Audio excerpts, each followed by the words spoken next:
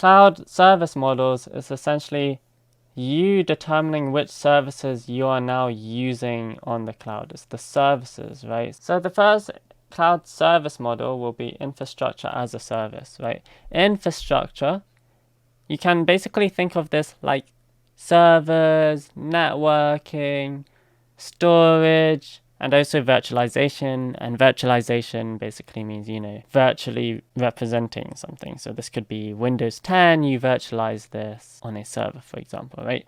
So that's infrastructure as a service. You are running servers essentially on Azure, but you still have to install applications on your servers, your operating systems, your data, you have to manage that. Right? There are a few other things as well, like middleware.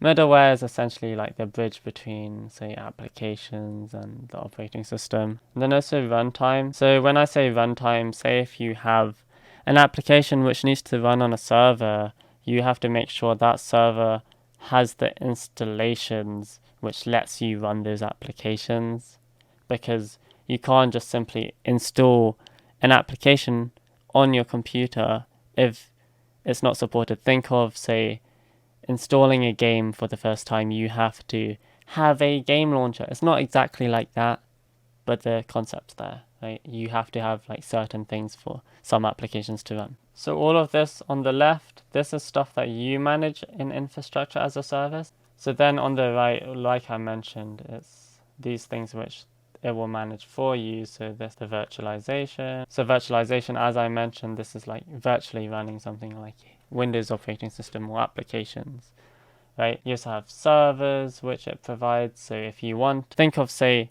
Windows 10 running on another computer, you can connect to it, but you have to install the apps on it. You have to make sure you keep the operating system updated by logging into the virtual machine, doing updates.